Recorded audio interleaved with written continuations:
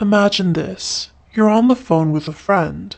They've made you angry, and in your fight, you told them that you want to be left alone for a bit. You say they aren't allowed to come to your house until further notice, and that's when the dam breaks. They tell you that if you don't let them come over, they'll drive their car over a cliff. You don't want to be the reason they do something like that, so you agree to allow them to come over. The scenario above is an example of emotional blackmail and is in fact a form of abuse. At Psych2Go, we hope to bring light to a form of emotional abuse many don't even know exists. If you notice similarities to the above scenario or any of the points in this video, please speak with a licensed mental health professional. Here are 4 ways to tell what emotional blackmail is. 1. Understanding what emotional blackmail really is. Emotional blackmail, as described by Susan Forward, PhD, in her book Emotional Blackmail, when people in your life use fear, obligation, and guilt to manipulate you. Emotional blackmail is a tactic used by abusers to threaten you to get what they want. The point is to make you feel fear, obligation, or guilt, or FOG, so they can have things go their way. This may be something as simple as throwing a fit, or going as far as threatening to go back to drug use if they can't see someone or be somewhere they want to be. The whole point is to refuse to take responsibility for their own actions, and instead blame others for their bad decisions. 2. Knowing what constitutes an emotional hostage situation.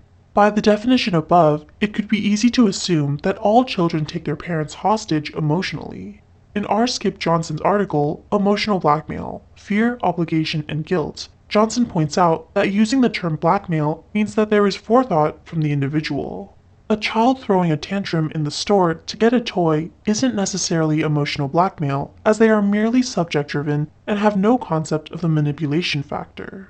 A teenager exploding emotionally over not being able to borrow the car, then running off to their room with a knife, is an emotional hostage situation. They want to get something, and will make it appear that they will injure themselves to get it. 3. Know where your emotional boundaries are. By knowing where your emotional boundaries are, you will be able to tell when someone oversteps them. In the early stages of this form of abuse, you might not even register that something's wrong. You may just assume that the other person gets carried away at times.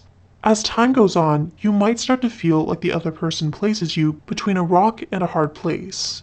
Either option you have is a bad one, but you tend to favor those that are the lesser of the two evils. This is emotional manipulation at its finest. What you want isn't important. It's about what the other person can do to elicit the emotional response that they want. 4. You are where their feelings lie. Someone who holds you hostage emotionally will hold you accountable for their feelings. This may take the form of a significant other stating that a breakup from you would cause them to commit suicide. You might see this as them being so in love with you that they would rather die without you. That isn't the case. They are manipulating you to get what they want. The point is to hold you accountable for the feeling of sadness that would follow a breakup.